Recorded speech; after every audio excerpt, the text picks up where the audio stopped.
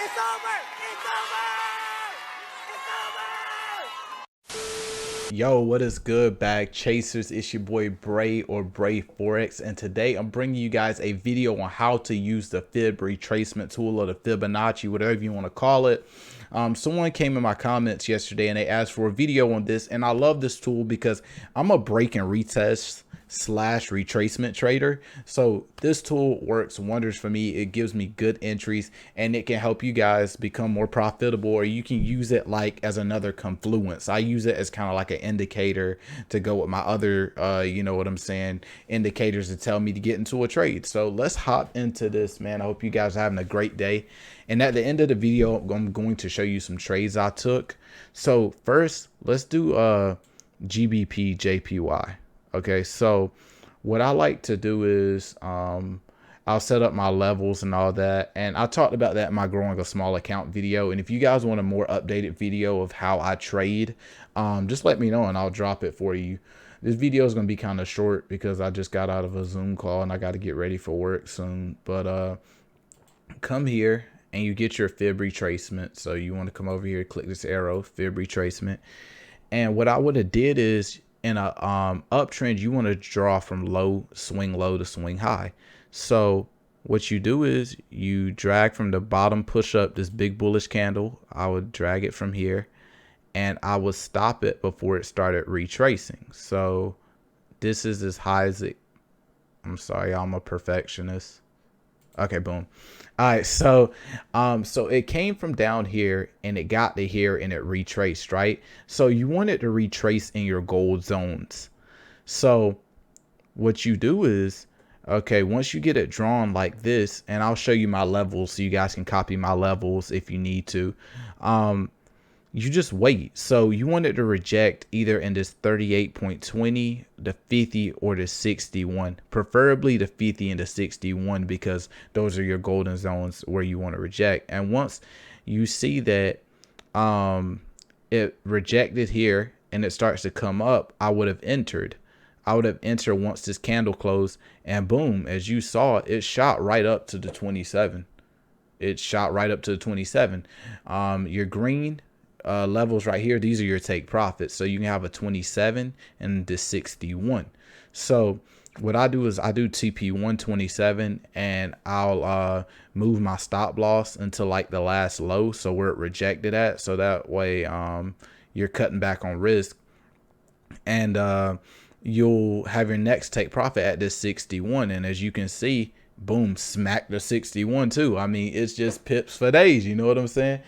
And that's just really how you do it on an uptrend. And I prepared a downtrend for you guys so I can show you how I would use it on a downtrend. But first, let me give you guys these levels. So if you want to pause the video and just copy these levels and make sure you have the right things checked off in the right colors, and make sure you have everything down here correct, that's basically really all you need to have your fib the same way as I have mine. Let's see. Euro USD, I think this was a good downtrend. So right here, you see like this rejection wick, and then you started a crazy push down because it kind of consolidated at this support level, which is now some resistance. So you come back up here, and when you're going down, you want to drag from high to low, because from when you're going up, you go low to high, but when you're down, you go high to low. So you want to pull from right here,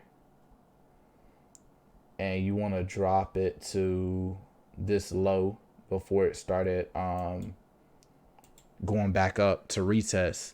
So you started up high, came all the way down, got this push down, and now it's coming back up. And as you can see, it basically retested in the gold zones. Like you saw this little consolidation and it couldn't reach this 78, and then you saw it shooting back down.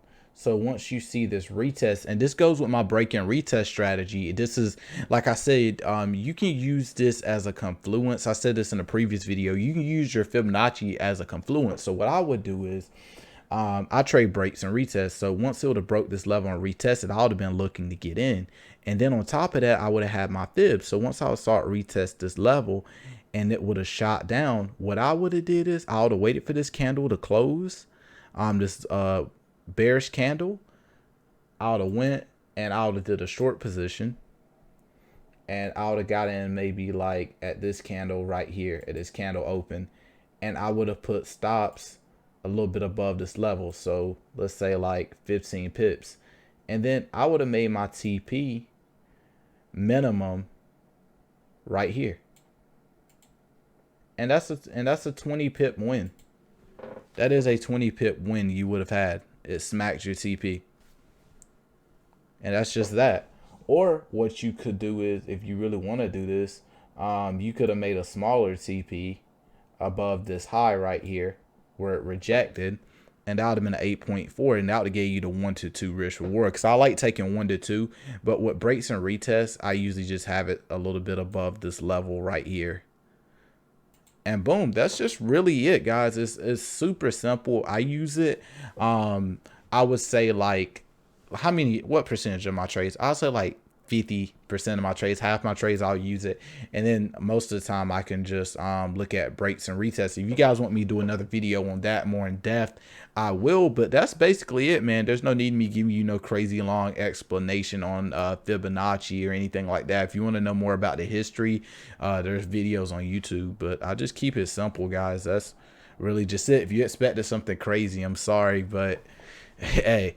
But I'm gonna show you guys some trades I took last night, and you guys follow me on Instagram because I've been calling out the trades before I take them, and I've been winning, y'all. Like last night I ate. Monday I got stopped out because of some silly mess, but I ate last night. So basically what I did last night is I was on my 4-hour and I saw a break and a retest.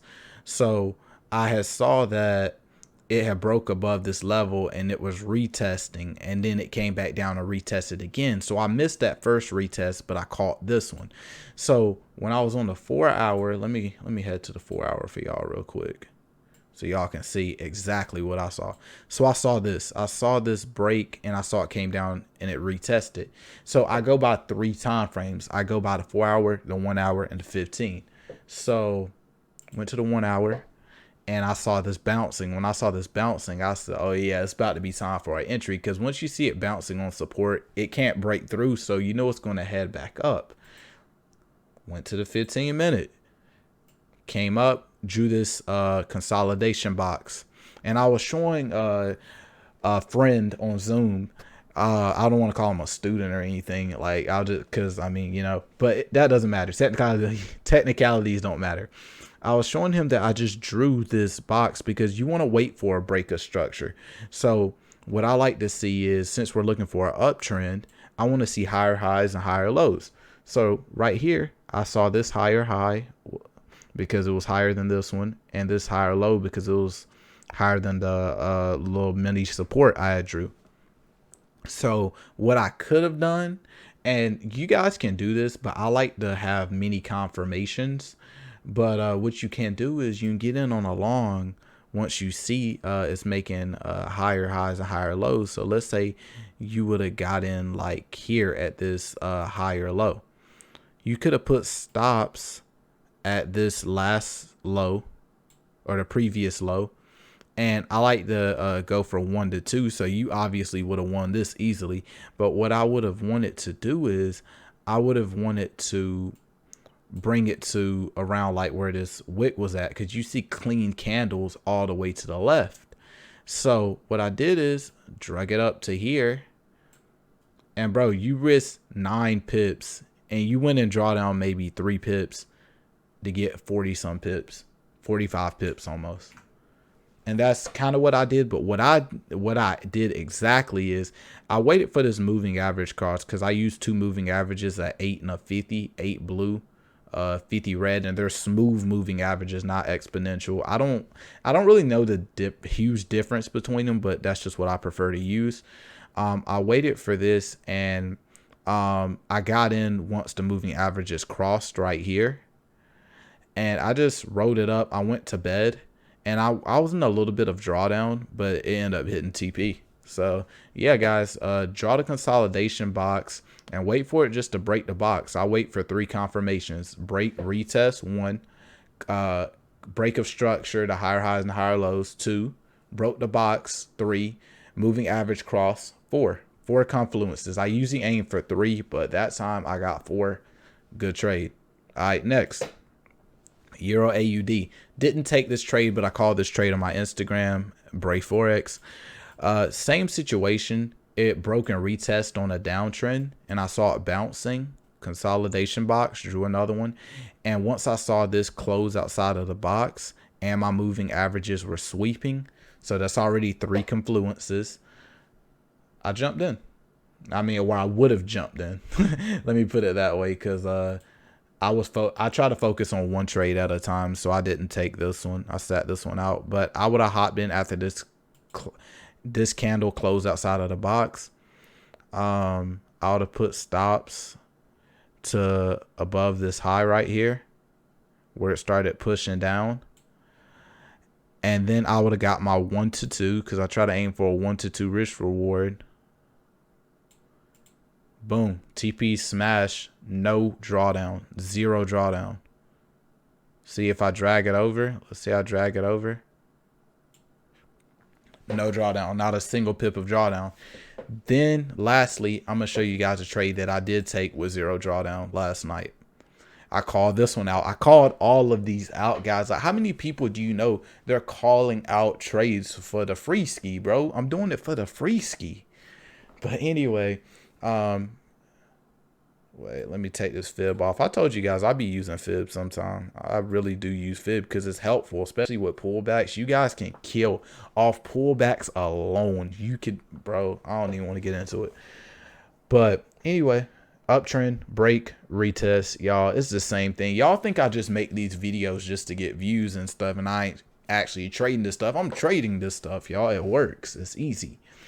Like, sometimes you'll lose, but I mean, overall, it's pretty simple. So I saw it, consolidation box, just like the other trades.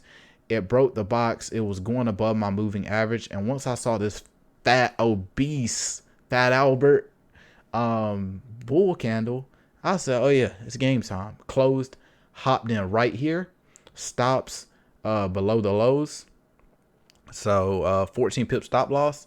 I didn't quite get my 1 to 2. And the reason is I saw like it was peaking out around this. So this level right here was becoming like kind of like a resistance. So I put my stops around the area as much as I could, and or my take profit, and it just went straight up and hit my TPs, y'all. I didn't go a pip in the drawdown whatsoever. So this the point of this consolidation box is just to give you sniper entries. Just to tell you the truth. Just to give you really, really good entries. Now, there's no such thing as a perfect entry all the time. Like this box, you could lose with this box. You know what I'm saying? Like, you know, but I'm just saying, like, that's how I do it. That's how I look at it. And yeah, that's just bonus tips for you guys. If you guys want a full breakdown of my analysis and how I do everything, let me know, man. Make sure you guys like, comment, subscribe for more videos. It's been your boy Bray Forex, and let's get this money.